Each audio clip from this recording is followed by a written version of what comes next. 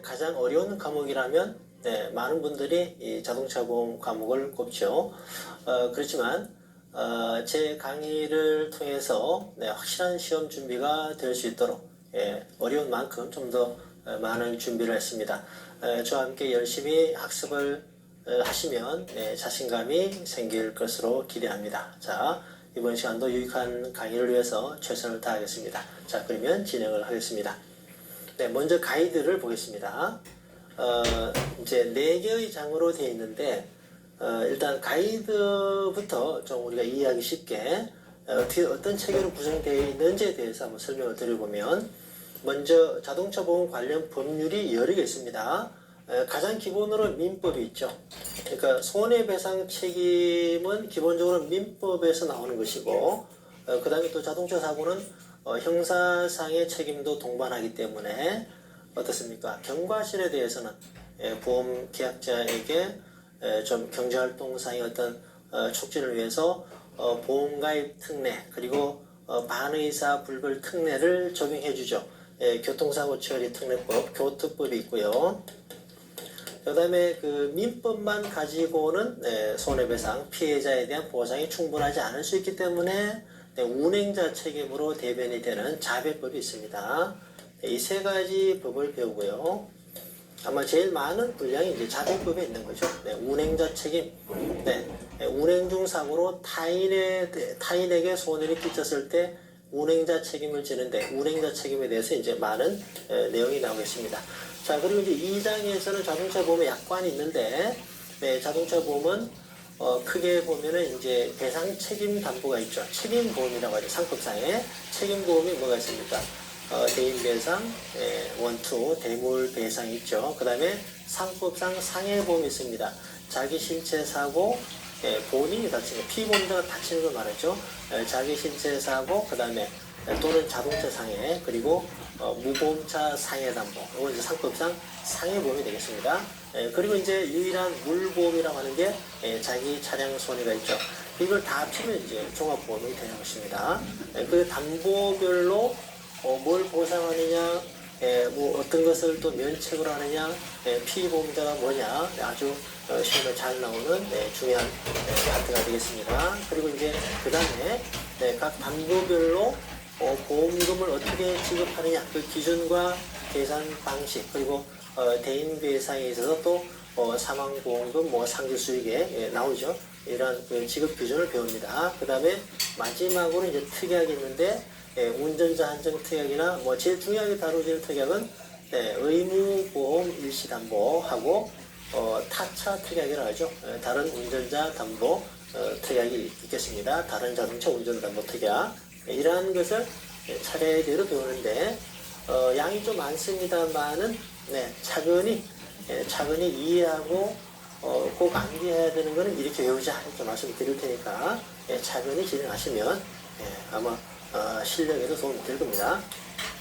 자, 일단 제 3대 법적 책임, 본 내용으로 들어가서 자동차 사고의 3대 법적 책임은 민사상 책임, 형사상 책임, 행정상의 책임이 있습니다. 사고가 나서 어느 하나에 국한이 될 수도 있고 세 개 다 동시다발로 생길 수도 있죠. 자, 민사상 책임이 제일 많이 다루어지는 것인데 자동차 손해배상 보상법, 자배법이라고 하죠. 국가배상법, 민법이 있습니다. 그리고 이제 자배법은 민법의 특별법이 되겠습니다. 형사상 책임은 이제 가장 교특법이 제일 많이 다루어지죠. 교특법은 형법의 특별법이 되겠습니다. 손해배상 책임, 그리고 형사상은 이제 벌금이나 금고형이 있는데 이거는 이제 직접 담보하는 자동차 보험은 없고요. 운전자 보험에서 벌금 담보, 사고랑 2천만 원까지 벌금 담보는 제공하고 있죠. 그리고 행정상 책임을 직접 담보하는 보험은 어디에도 없다. 다만 운전자 담보에서 간접적으로 면허 정지나 취소, 위로금을 담보할 수 있겠죠. 자, 자동차 손해배상 보장법, 자배법이라고 하고 교통사고 처리 특례법, 교특법이라고 하죠. 얘는 각각 민법의 형법의 특별법이 되겠습니다. 자, 그러면 51번 보겠습니다. 민법 750조. 자, 민법의 각 조항 여러 가지를 잠시 뒤에 볼 텐데, 일단 가장 중요한 것이 750조죠. 일반 불법 행위 책임의 성립 요건이다. 가장 거리가 먼 게 뭐냐? 이것도 뭐 시험에 엄청 나온 문제입니다. 가해자의 고의 또는 과실이 있어야 된다. 맞죠? 가해자의 행위에 위법성이 있어야 됩니다. 네, 이 과실 책임주의죠. 과실이 있고 이 과실이 위법해야 되고요. 그 다음에 가해자의 행위에 책임 능력이 있어야 된다. 만일 가해자가 우리 판례상 13세, 초등학교 6학년이죠. 13세 이상부터 책임을 인정합니다. 미만이 되면 책임 능력이 없기 때문에 이런 경우는 755조의 감독자 책임을 묻습니다. 그러니까 13세 미만의 아동이 의해서 사고 났다 이러면은 그 책임은 부모가 지는 거죠. 네. 자, 가해자 행위에 책임 능력이 있어야 된다. 그리고 4번에 불법 행위와 손해 간의 상당 인과 관계가 있어야 되고, 이건 당연한 거죠. 보험회사에서 뭐뭐로 인한 손해를 보상한다. 이거는 이제 그 원인과 손해 간의 상당 인과 관계를 전제를 하고 있는 것이죠. 이제 중요한 것은 이 인과 관계에 대한 입증을 일반 불법 행위 책임에서 누가 지느냐 그 얘기인데, 입증 책임은 피고가 진다. 이 용어가 여러분께 생소할 수가 있어요. 피고가 답이 아니고 원고가 집니다.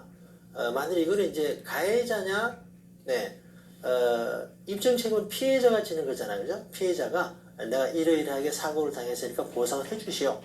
그런데 소송을 한다고 쳤을 때는 이 피해자 원고가 되는 거죠. 네, 주의하셔야 됩니다. 네, 피해자라 하면 아마 틀리지 않을 뿐도 원고 피고라 하면 헷갈려서 틀릴 수가 있으니까요. 피해자 원고 같은 거죠. 피해자 원고 주의하시면 됩니다. 자, 이제 예제 보겠습니다. 자동차 민사 책임에 적용되는 법률이 아닌 것은 민법, 자배법은 이제 민법의 특별법이니까요. 민법보다 더 포괄적인 범위가 되죠. 교특법은 형사 책임이 되겠습니다. 자, 그 다음에 민법을 보겠습니다. 민법에 여러 조항이 있습니다. 이제 가장 먼저 법률에서 가장 먼저 민법을 마스터하는 시간입니다. 자, 방금 750조 봤고요. 네, 750조 일반 불법 행위 책임의 요건 방금 봤고, 그 다음에 55조 책임 무능력자 감독자 책임. 네, 책임 능력이 있어야 된다. 일반 불법 행위 책임상의 요건 책임 능력이 있어야 된다가 충족이 안 되면 무능력자에 대한 감독자 책임이 있습니다. 그 다음에 사용자 책임이 있고 도급인의 책임. 여기서 시험에 제일 많이 나오는 것이 아마 760조가 될 겁니다. 공동 불법행위 책임. 네, 50조와 760조가 아마 가장 노출이 많이 되고요. 나머지는 이제 사용자 책임이나 도급인의 책임이나 점유자 소유자의 책임이나 개념은 종종 나오죠. 자, 보겠습니다. 일반 불법 행위의 성립 요건입니다. 이제 처음 51번 문제로 봤던 거죠. 고의 또는 과실이 있어야 된다. 책임 능력이 있어야 된다. 네, 위법성이 있어야 된다. 그 다음에 상당 인과 관계 있어야 되고, 입증 책임 누가 진다? 피해자. 네, 피해자는 원고입니다. 가해자는 피고이고요. 네, 피해자, 원고가 진다. 자, 뭐가 들었습니까? 가해자에게 4번이 답이죠. 네. 자, 다음 예제입니다. 자, 민법 조항에 대한 설명이다. 750조. 네. 일반 불법 행위 책임을 말하고, 자, 756조입니다. 타인을 사용하여 어느 사무에 종사하게 한 자는, 네, 사용자, 피용자가 나오는 거죠. 피용자가 그 사무 집행에 관해서 제3자에게 가한 손해를 배상할 책임이 있다. 그러니까 피용자가 사용자를 위해서 일을 하는데 그 도중에 자동차 사고가 났다 이러면은 사용자가 책임을 지는 거죠. 이걸 사용자 책임이라고 합니다. 756조.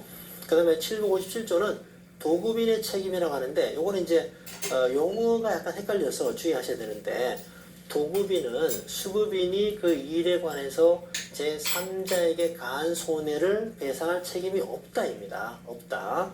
요거 주의하셔야 돼요. 추가 설명 드리겠습니다. 자, 758조는 공작물의 설치 또는 보존의 하자로 인해서 타인에게 손해를 입혔을 때는 1차적으로 점유자가 책임을 지고 2차적으로는 이제 그 소유자가 책임을 집니다. 또 뒤에 설명드리죠. 네. 자, 이제 도급인의 먼저 사용자 책임 보겠습니다. 네, 그림으로 보면 좀 더 이해가 쉽겠죠? 자, 직원이 과실을 범했습니다. 자, 직원의 과실로 사고가 발생했습니다. 그러면 피해자는 누구에게 자기의 피해, 손해배상 청구를 할 수 있느냐? 예, 이 얘기입니다. 그러면 피해자는 먼저 직원을 대상으로는 일반 불법행위 책임, 과실이니까, 그죠? 민법 750조로, 네, 청구할 수 있죠. 그리고 회사는 어때요? 직원의 과실이니까, 사용자, 피용자의 과실이니까 사용자가 책임을 지는 756조에 책임을 진다. 네, 이해되시죠? 자, 그럼 예제 보겠습니다. 사용자 책임에 대해서. 타인을 사용해서 어느 사무에 종사하게 한 자는 피용자가 그 집행에 관해서 책임이 있으며 사용자가 이제 책임이 있는데 단 사용자가 충분한 주의를 했다, 상당한 주의를 했다라는 게 입증이 되면 책임을 지지 않는다. 그러나 뒤에 이러한 전제에 의해서 책임을 지지 않는 경우는 판례상 현실적으로 거의 없다, 이렇게 보시면 돼요. 피용자에 대해서 사용자 책임을 진다. 그 다음에 고용운전자가 고의나 과실로 손해배상 책임을 지는 경우에 피해자는 고용운전자에게는 피해자죠. 고용운전자에게는 750조를 물을 수가 있겠고 사용자에게는 756조를 물을 수가 있는 거죠. 방금 전에 그림을 생각하시면 되겠습니다. 아무에게나, 둘 중 아무에게나 그 전액을 청구할 수 있는 겁니다. 손해배상 1억이다 그러면은, 자, 다시 가보면은, 만약에 손해배상 1억이다 그러면은 이걸 반반으로 청구하는 게 아니라 여기 1억을 청구해서 받을 수도 있고 여기 1억을 청구해서 받을 수도 있는데 확률상 어때요? 사용자 책임이 또 확률이 높을 수 있겠죠, 그죠? 어쨌든 손해배상금을 아무에게나 전액을 청구할 수 있다. 자, 공무원은 국가가 사용자라고 할 수 있으므로 공무원의 과실은 경과실과 중과실을 불문하고 국가가 사용자 책임을 진다가 아니라 국가배상법인데요. 국가배상법은 공무원에게 경과실에 대해서만 책임을 집니다. 공무원이라 하더라도 중과실이면은 본인이 책임져야 돼요. 경과실에 대해서만 국가가 사용자 책임을 지는 것이 바로 국가배상법이 되겠습니다. 자동차 보험에서는 피해자에게 손해를 배상한 후에 피용 운전자에게 구상할 수 없다죠. 민법상으로는 자, 앞에서 봤던 만일에 사용자가 먼저 지급했다라면 사용자가 그 금액에 대해서 구상을 할 수가 있는데 자동차 보험은 구상을 할 수 없는 겁니다. 자동차 보험에 그렇게 구상이 다 된다 그러면 누가 보험에 가입을 하겠습니까? 네, 자동차 보험에서는 구상을 할 수 없다. 자, 경과실 주의하면 되겠습니다. 네. 자, 다시 한번. 국가는 고의나 중과실에 한해서, 구상권에서 말이죠. 구상권에서, 국가는 사용자 책임을 지되, 이제 경과실은 바로 국가가 책임을 지고요. 고의나 중과실의 경우는 국가가 먼저 배상했다면 당연히 구상권을 행사하는 겁니다. 아시겠죠? 자동차 보험은 구상권 행사가 없습니다. 자, 이제 다음 조항 757조 도급인의 책임을 보겠습니다. 정확히 말하면 이게 이제 수급인의 책임이 돼야 돼요. 말 그대로 하면은. 자, 왜 그런지 이제 보겠습니다. 소유자가 수리를 맡겼다. 네, 차 수리 때문에 카센터에 가서 그죠? 차를 맡겼는데 그러면 소유자가 도급인이 되는 겁니다. 일감을 주는 사람을 도급인이라고 하잖아요, 그죠? 소유자가 도급인이죠, 소유자. 이런 상태에서 사고가 났다, 정비공에 의해서 사고가 났다 이러면은 도급인은 책임이 없다라는 거예요. 예, 수급인이 책임을 진다 이 얘기입니다, 그죠? 도급인의 책임은 없다. 또는 수급인이 책임을 진다. 수급인은 정비공이죠. 자, 그래서 이 경우에 피해자는 누구에게 어떤 그 법률의 근거로 손해배상을 청구할 수 있느냐. 일단 정비공에 대해서는 어때요? 이 양반을 잘못했으니까 750조 일반 불법행위 책임을 물을 수 있고, 정비공장은 어떻습니까? 사용자 피용자잖아요, 그죠? 그래서 민법 756조상의 사용자 책임을 물을 수 있고, 자, 자동차 자배법에 의해서 정비공장은 대인원에서 자배 대인배상 책임을 집니다. 운행자 책임을 지게 돼요. 그래서 정비공장은 운행자 책임까지 부담하게 됩니다. 그리고 소유자는 책임이 없습니다. 운행자 책임은 이제 나중에 한 번 더 보도록 하고요. 그래서 소유자는 여기서 아무런 책임이 없습니다. 이것이 바로 757조 도급인의 책임을 말합니다. 네, 민법만 말하기 때문에 50조, 56조 이렇게 구분하시고요. 운행자 책임은 또 나중에 볼 기회가 있겠습니다. 자, 예제 보겠습니다. 자동차 수리를 위해서 소유자가 정비공장에 차를 맡기고 소유자가 도급인입니다. 정비공의 과실로 대인 사고가 발생했다. 자, 피해자에게 손해배상 책임을 물을 수 있는 근거가 아닌 것은 정비공에게 750조 그죠? 과실 책임으로 일반 불법행위 책임을 물을 수 있고 사용자 책임을 물을 수가 있겠고 또 정비공장 대표에게 운행자 책임을 물을 수가 있습니다. 네. 소유자에게는 운행자 책임이 없습니다. 네, 수리에 이제 차를 수리 맡긴 상태에서는 소유자의 지배권이 전혀 없다고 보기 때문에 그때 운행자 책임은 카센터에서 지게 되는 겁니다. 자, 운행자 책임 뭐 뒤에서 우리가 열심히 다루니까요. 자, 3번이 됩니다. 네, 소유자는 책임이 없다. 757조 도급인의 책임이 없고 운행자 책임도 없게 됩니다. 자, 그럼 이제 758조로 가겠습니다. 점유자, 소유자의 책임인데 도로 파임 현상 때문에 사고가 발생했다. 그리고 이제 운전자도 뭐 잘못했다고 치면은 운전자 과실도 있고 도로 관리자의 잘못이 있는 거예요. 그래서 운전자에게는 운전자의 과실에 대한 750조가 적용이 되겠죠. 그죠? 그리고 도로 관리자에 대해서는 이제 여기서 이제 점유자, 소유자의 책임을 묻게 되는 겁니다. 758조가 되죠. 자, 예제 보겠습니다. 도로 파임 현상으로 자동차가 전복되면서 타차와 추돌 사고 발생했다. 운전자 과실도 경합이 된다면 운전자는 750조, 도로 관리자는 758조 소유자의 책임이 되겠습니다. 네. 자, 이제 관련해서 하나 설명을 더 드리면요. 앞에서 점유자, 소유자 책임에 또 하나 예를 든다면 이런 경우 있습니다. 아파트에서 이제 태풍이 불어서 창문이 떨어져서 밑에 그 주차되어 있는 차 떨어져서 여기서 파손이 생겼다. 그래서 여기에 대한 손해배상 책임을 누가 지느냐 그 얘기입니다. 그러면 1차적으로 이 아파트 살고 있는 사람, 입주자. 이 입주자가 이제 아파트 여기서 말하는 점유자가 됩니다. 점유자. 그죠? 1차적으로 점유자가 책임을 지는데 1차적으로 점유자가 책임을 지는데 이 점유자가 충분하게 주의를 기울였다. 당연히 책임 없다. 그 수시로 수리도 하고 말이죠. 튼튼하게. 그랬는데도 정말 불가항력적으로 이런 사고 났다. 이렇게 되면은 2차적으로 어때요? 이 집의 주인, 만일에 이제 임차인이라면 임대인이 지게 됩니다. 이게 이제 소유자의 책임이다라는 거죠. 그러니까 점유자가 1차적으로 책임을 지고 2차적으로 소유자가 책임을 지는 건데, 그러면 자, 점유자는 과실을 묻는 거죠. 과실 책임지게 되고 소유자에게는 어떤 책임이 되냐면은 무과실 책임이 됩니다. 무과실. 그죠?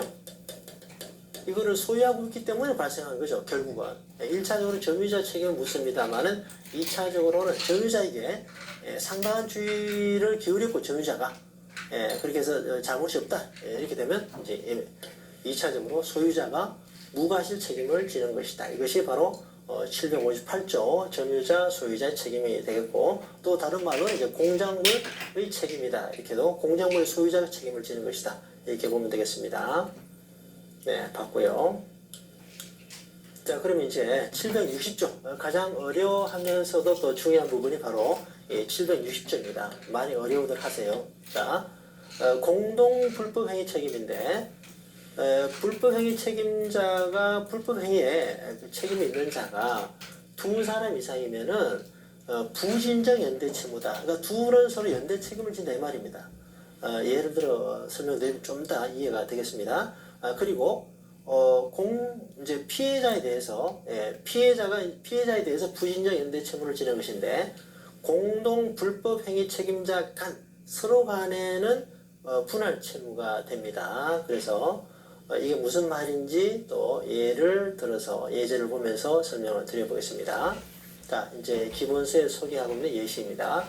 보기의 경우 A 차량에 대해서 청구할 수 있는 최대 구상 금액이 얼마냐? 자, A, B, C의 과실이 6대 4대 0입니다. 이 상태에서 이제 C 차량의 보험사가 손해액을 전액을 지급했다라고 가정합시다. 그러면 과실비율이 0이잖아요. 그러면 C의 경우는 공동 불법 행위자가 아닌 겁니다.